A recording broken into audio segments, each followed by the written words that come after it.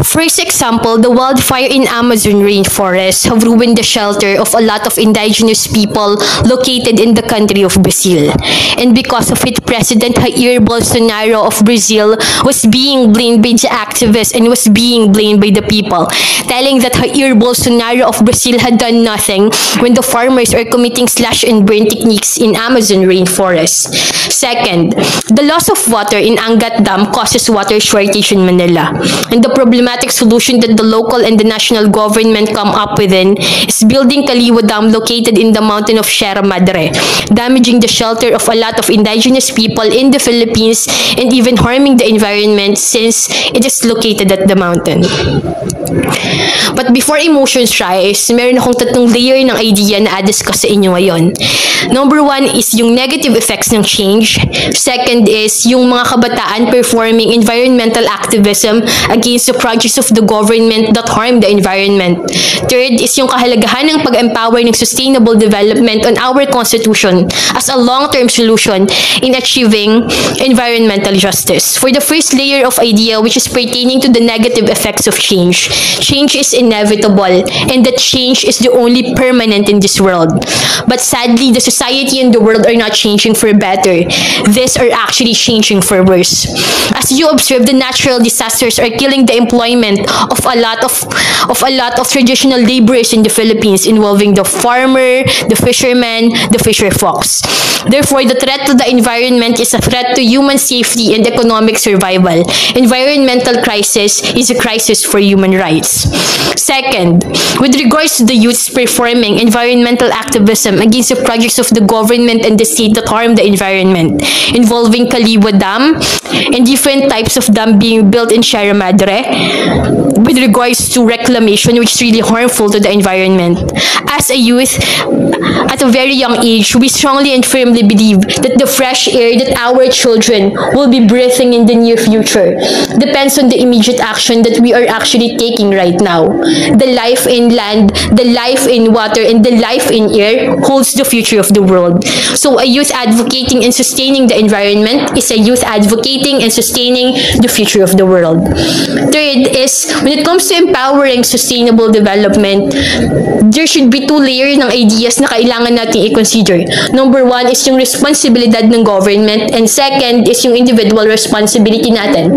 When it comes to responsibility ng government, it is the responsibility of the government to hear and protect the rights of the environmental activists, involving Daisy Makapanpan, experiencing military arrest for advocating against the Hunan Dam and experiencing red tagging.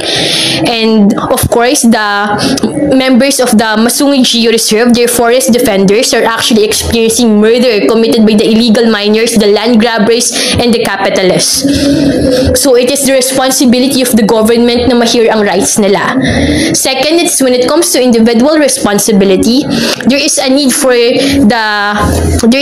every individual na may empower yung individual responsibility natin when it comes to saving the environment. Ladies and gentlemen, if I will tell you in Japan, sa Japan yung mga tao doon, rather than using things that will harm the environment, ang gawain nila is they are protecting the natural resources. Kasi sa Japan, they have what we call the god of the environment. So therefore, they are prioritizing the natural resources, having this mentality that their god will be very, very mad at them if they won't take care of the natural resources. In Korea, they are using bicycles in going to school rather than vehicles that will contribute to pollution. Having sustainable development and being a wealthy country does not pertain to having expensive machines that contribute to pollution. Being a wealthy country is about having a sustainable natural resources that benefits the people from present up to the future generation that is not yet born. And with all those reasons stated, I am a youth and I am your eco warrior. What's up, ladies and gentlemen? So tonight, nandito kami ngayon in order to talk about the environmental issues in the Philippines and in the world. So pag-uusapan natin ngayon ang sustainable development, ang globalization at iba't iba pang national issues with regards to the environment. So I am your Super College Plagiaristic Expalidicious host for today. This is DJ Heidi together with Florence, Marjorie Acha, Sandara Undoy, Jada Choy Fahilago, Arian Jane Barbon, Jasmine Chavez, and we are the Eco Warriors! Okay, simulan na natin. So, kumusta naman kayo? Kumusta naman kayo, Sandara, Marge? okay naman. So far, so good. And guys, kumusta naman kayo? ayos lang. Ayos lang. Good. Ayan, mabuti naman. So ngayon, of course, alam niyo naman, sinabi ko na sa inyo, inimbitahan ko kayo para mag-talk tayo tungkol sa mga environmental issues ng state natin ngayon. Kasi grabe na yung mga pollution, mga single-use plastic. Grabe talaga. Ang lungkot kasi parang yung future generation natin, wala nang nilulook forward na maayos na environment, diba? So ngayon, ang pag-uusapan muna natin, ang first topic natin is globalization. So sa globalization, taas for your opinion, guys. Kukuha muna ako or bubunot ako ng names dito sa magic glass natin. Ang nabunot kong name ay si Sandara Ondoy. Linggo lang. So, my opinion about globalization is that marami talaga siyang apekto sa ating lipunan without even noticing. Kahit sa simpleng pag-swipe natin ng social medias everyday sa mga products na ginagamit natin, very evident na yung globalization. And it really talks about the changes that's happening in our world. Kung gaano kabilis tayo mag-evolve, kung gaano kabilis tayo magkaroon ng transition. And for me, malaki yung impact niya when it comes to our environment, especially the companies, the products na ini-import natin. Hindi lang tayo nagkakaroon ng other options from the international market, but bagkos nagkakaroon din tayo ng maraming problems like yung mga kalat, the harmful what do you call this? Yung harmful na mga materials na ginagamit natin na hindi na na-check kasi dumadaan na lang basta sa customs, ganun. So, I really think na yung globalization, malaki yung impact niya sa ating environmental problems sa ating bansa. Okay. Thank you, Dara. You're really great. Talagang factor yung mga industrialization na yan sa development ng environment natin, right? So, bunot pa ka ng isa. Bunot pa ka ng isa. Nakabahan ako. Nakabahan. Hala, ito nga. Ang nabunot ko ay si Marjorie Acha. Go, Marge! Okay. So again, globalization. Ano kasi globalization pertains to change. Why? Kasi this change is inevitable, and also this change is the only permanent in these words, diba? Also, but sadly, the people and the words are changing, are not changing for the better, but it's actually changing for worse talaga. So imagine yung mga isisilang natin na bata for the next generation. Wala silang malalanghap na sariwang hangin kasi polluted na lahat, as you can see naman.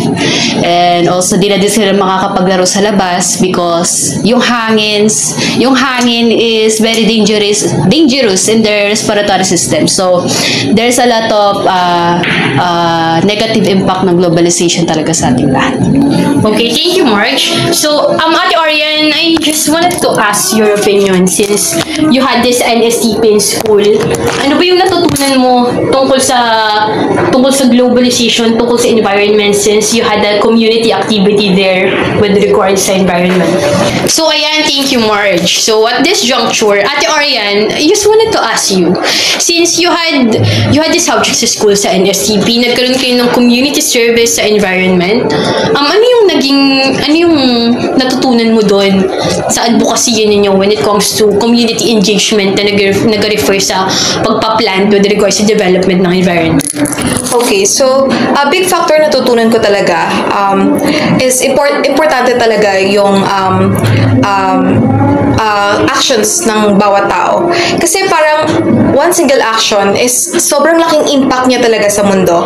And I think, hindi, itong, kapag gumawa tayo ng action, ito yung parang makakatulong din siya para sa next generation. And I think na itong kahit simple, sabihin na natin na simpleng paggawa, simpleng pagtatapon ng basura or like simple actions, ayan. So, itong globalization na to, sabi nga natin, hindi na natin to mapipigilan. And for us, na ma-realize kung gaano kalaking impact na kaya nating magawa, kahit sa maliit na bagay, sobrang dapat natin tong pahalagahan talaga. And dapat talaga natin tong pagtuunan ng pansin. Yes, thank you, Ate Arnie. I definitely agree with you. Kasi nga, yung actions na inagawa natin, kahit ako, if I would be able to build children in the future, gusto ko naman yung mga anak ko makakapaglaro pa sa labas, makakapag-banding kasi yung air will be safer pa talaga sa respiratory system nila. Kagaya nung sinabi ni Miss Marjorie Atcha.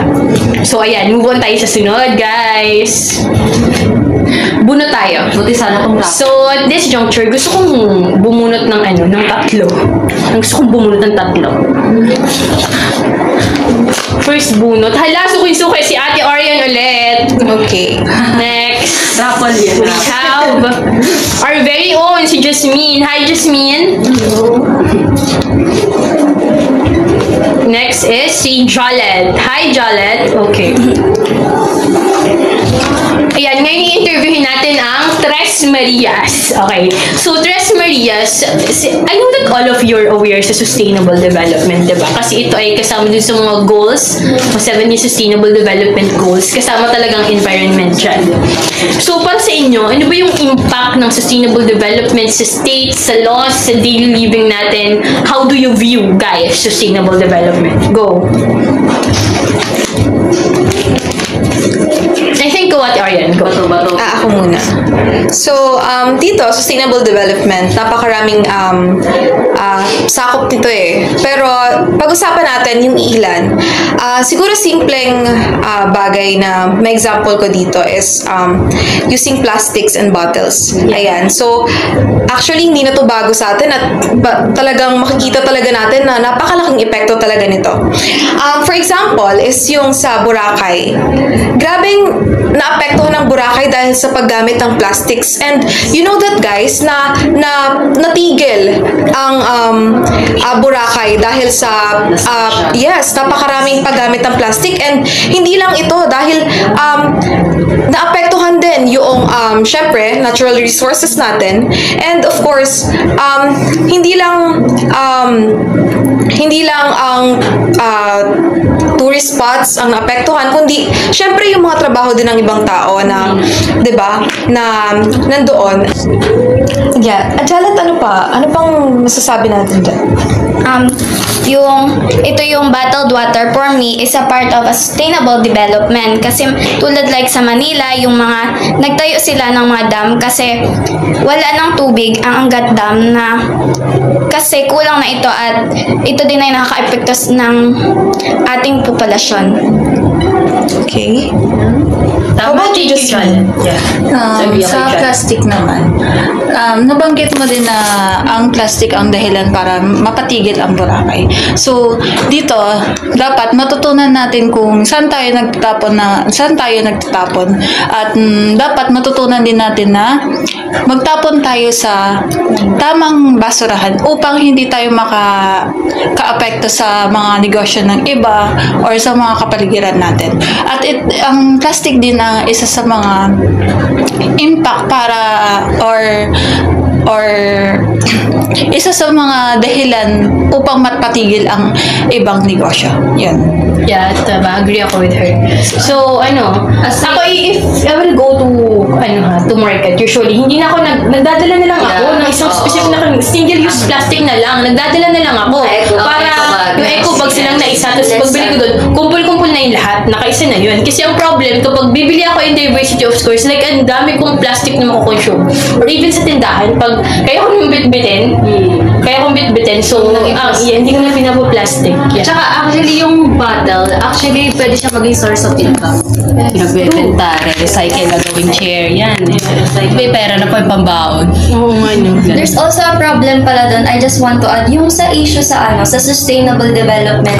Napakita yung solution na instead of plastic, dahil nga nagle-less with plastic, nagtiturn yung ibang businesses and companies sa pag-use ng mga natural resources kagaya ng mga dahon as pambalot, kagaya ng mga paper-made straws. Pero kung atuusin pala, may nabasa akong article somewhere na parang instead na mas maprotektahan, mas nagkukos pala siya ng pagkaubos. Kasi mas madami yung pinoproduce, mas marami yung kinakat natin na trees, mas maraming nadadamage na akala natin kapag ganun pala yung pinambabalot, ganun yung concept ng isang product, akala natin wow, sustainable, parang ganun, ang ganda, natural lahat. Pero without thinking pala na mas maraming basura yung napoproduce niya, although nabubulok, pero still ay madami pa rin yung nagiging damage niya. Unlike naman sa plastic na yung one single container na re-recycle pa natin, nalalagyan pa natin sa bahay. So parang meron talagang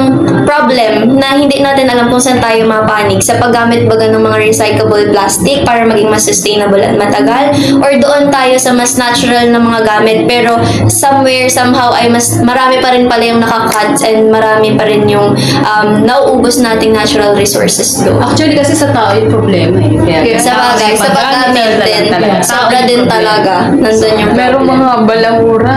Oo, kung saan na lang din. So, yun, nandun talaga yung problem. So, how about you, Mother Saho? Ano ba yung napapansin mo with regards sa use ng plastic mo in the daily living? Go! Sa paggamit ng plastic, dapat kasi paggamit ng plastic ay nasa tao na din ang paggamit ng plastic. Like for example, kunwari sa market, bibili ka, dapat kapag bibili ka ay dapat meron ka ng yung mga simple na, alam niyo ba yung mga bayong ng sinaunang lagayan ng mga talaga, nung hindi pa uso ang mga plastic, yun ang karaniwang ginagamit nila para sila ay makales sa hindi man sa less, kundi yun talaga yung kanilang dahil wala pa naman talaga mga plastic. Oo, tama. Tapos kapag pati ang plastic ay talagang bilyon taon na binibilang bago siya talagang matunaw, kagaya ng mga battery at yung iba pang mga dapat ay hindi nabubulok. Yes, ito. Tama. And also, guys, ang nagiging problem kasi natin madalas is yung alam niyo sa transportation, kung kaya niyo namang lakarin, kasi ang lapit lang, lakarin niyo na lang.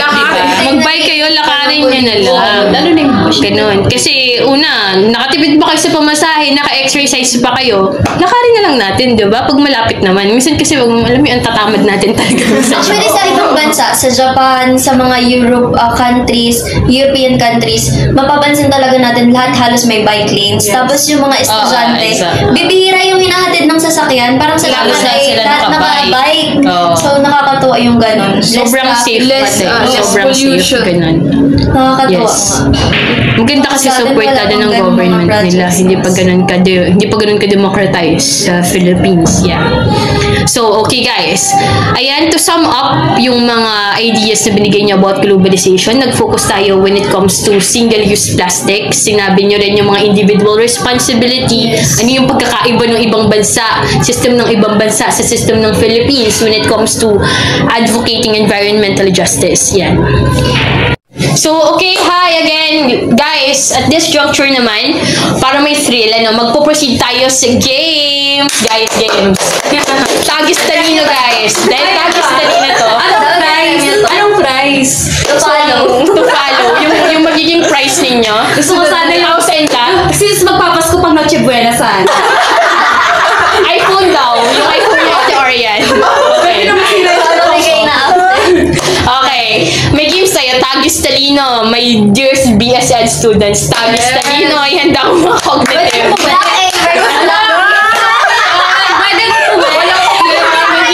Guys, nandito yung Tres Marias. So, galingan natin. Laban na to. And of course, to facilitate today's game, our very own Mother Saho. Go, Mother! Okay, for the first question, meron choices and then pick kayo ng tama. Go. Yes. Number 1, name the atmospheric layer close the ground. Letter A, troposphere. B, mesosphere. C, thermosphere. At D, stratosphere. Okay. What's your answer, guys? Pwede siya. All of the above. Alam ko na yun. Galing sa science major. Science major yan. Wala sa inyo. Akala ko ano siya, kasama siya sa pagbibilian siya sana. Go. B. Letter B daw, Are you mesosphere. Yeah, it's really sure. How about you guys? Ikaw, ano sa'yo? Sige, okay. B. Letter A. Letter E, troposphere. Okay, the answer is troposphere. Wow!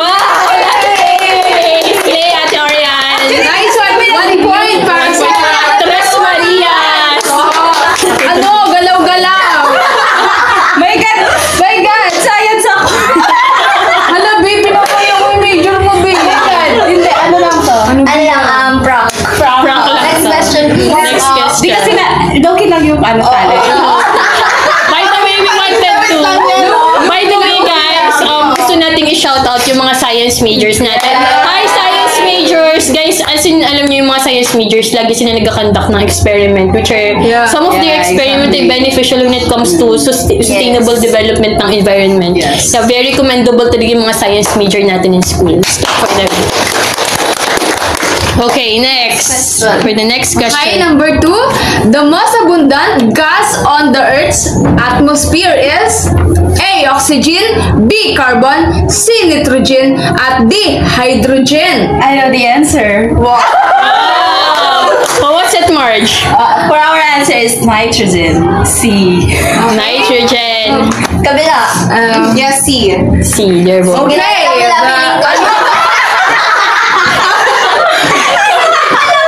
Very competitive ang mga person dito. yes, the correct answer is nitrogen. Nitrogen. Nice. Okay, guys, please jump forward. Ang i-shoutout naman natin sa Tres Marias, English majors ang Tres Marias namin. Hello, English major. The A-class family. Hello. The A-class pala. A-class family. Okay. Next question. Okay, get ready. Go, mother. Okay, what atmospheric layer has most of the clouds? Oh, A, mesosphere. B, thermosphere. C, exosphere. At D, troposphere. What do you think, Be? Ano talaga ako nagsasphere? Ano? Tamposphere.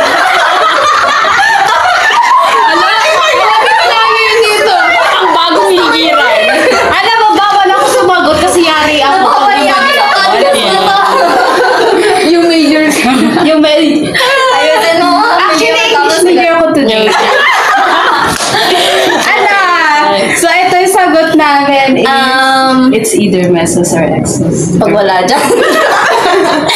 Mesos. Mesos. A. Mesosphere. How about you guys? Mesosphere, letter E yung kanila. B, thermosphere. C, exosphere. And D, troposphere. Letter C. Letter C, exosphere. The correct answer is troposphere. Walang Okay, proceed to the next question. Oh my God, ba't ganun yung tanong? Hindi ko ni-review yun. An altitude of 100 kilometers. Go. 62 miles above the Earth's sea level marks the beginning of space where human travelers are considered astronauts. What is called? A. Appleton-Barnett layer. B. Kármán line. C. Heaviside layer. At D ay Van Allen belts. Okay. What do you think, guys? Kahit siguro, spelling ko yung mga choices. Hindi ko ma-spell. Let's go, guys. Kaya nyo yan. Ano yung saan ka? Ako kasi nagbi-mini-mini mo na lang po nag-e-exo. Dito ko nasasabi na ganda lang talaga ako. Wala akong apat na question. Ano lang, instinct ko lang. Stick mo nga. May tuition kasi ng girls. Sige, go. Carry mo Instinct ko yan. lang, B. Oh. Di kami. Ay. Anong intuition niyo dyan? Is it letter A, Appleton Barnett layer? Letter B, Corman layer? C, Heaviside layer? And letter D, Van Allen belts? Ikaw na yung mahaba. Ganun sa Ikaw nagsagot. Okay.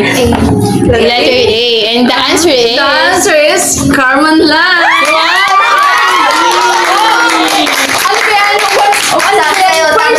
First time ba? First time? Basta mga soksay magaling sa kutob yan. Magaling kumuto. Oo, talent ng mga soksay yan. Hi, soksay girls! Okay, proceed tayo. Proceed. Number 5.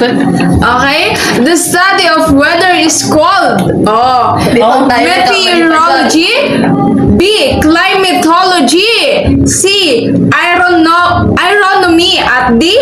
Aerology. Study of weather. What do you think? Go, guys. Hala. Oh, dear. Thinking critically. Sige, for us is Letter B. beautiful. Claims. Letter B stands for beautiful. Letter B. The answer The answer is meteorology. is letter A. Letter A. Meteorology. Ano ko kasi pag Ako din. Oo, gano'n din sa Hindi kasi involved The this study of weather is meteorology. study is weather. Weather. Okay. Weather lang. Sabi ko yung weather lang. Saka di ba ang problem kasi sa Gen Ed, kunyari, yun yung maging problem natin when it comes to Gen Ed.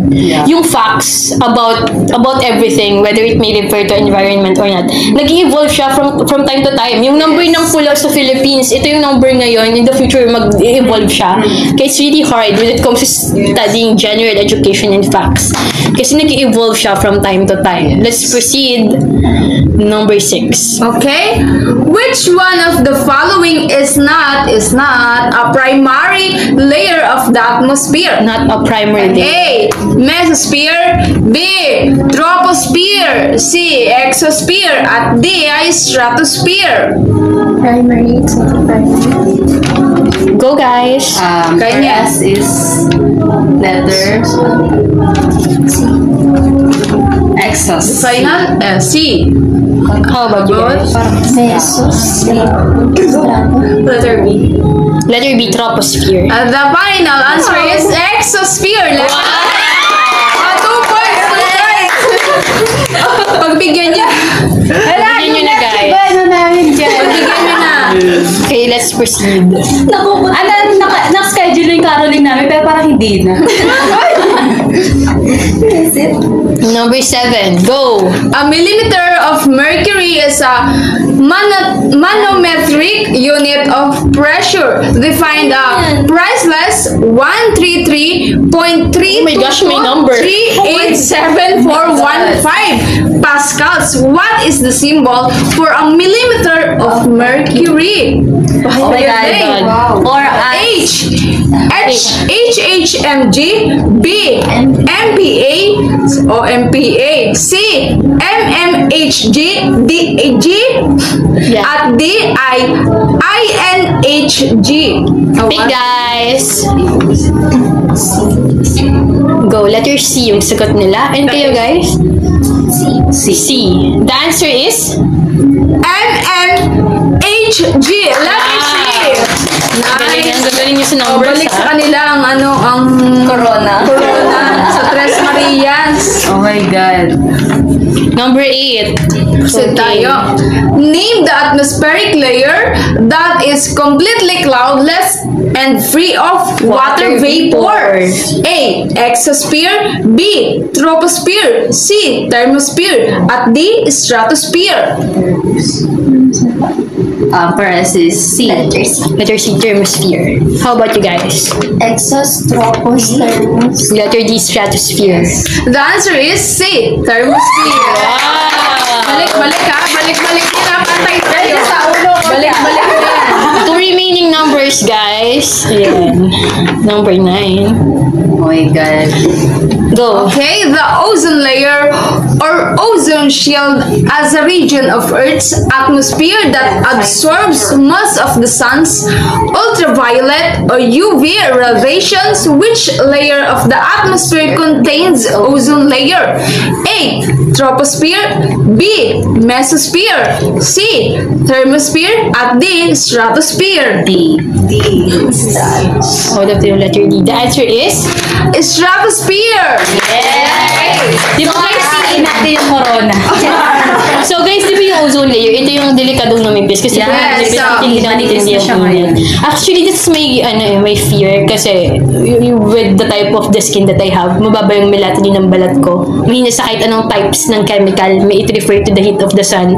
So, like, usually nakaka-experience ako ng, as in yung pag sobrang taas ng init, usually kapag vacation, April and May, like super sakit sa balat, kung saan sakit ng ulo ko, hindi ako pwedeng tumagal sa init kasi parang sinusunog yung balat ko kasi nga mababa yung melatonin, so sobrang nipis. Yung ozone layer kasi important yan kasi siya yung parang nagpipilter ng init na pumapasok dito sa Earth. Yes. So kapag masyadong lumipis siya, so magiging risk siya sa atin.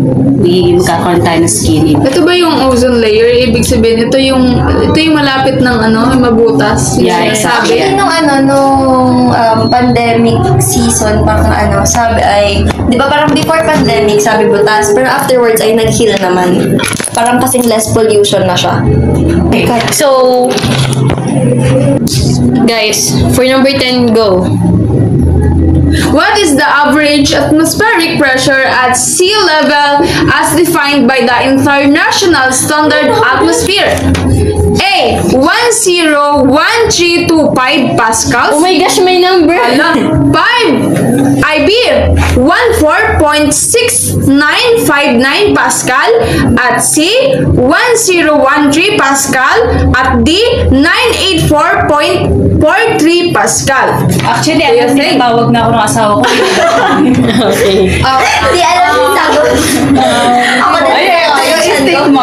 Stick mo na naman. Kaya yan. Think, Okay. A. Letter A. How about you? Tama. 1013. Right answer. Kasi lahat yung mga Okay, guys. So, ayan. Dito natapos yung segment natin for today. And to summarize kung ano yung mga pinag-usapan natin, of course, guys, always bear in mind na yung lesson na matututunan natin for today's podcast, yung lesson na iiwan ng mga eco-warriors is bilang kabataan, may individual responsibility tayo na ipaglaban yung environment as part ng pakikipaglaban para sa kinabukasan natin.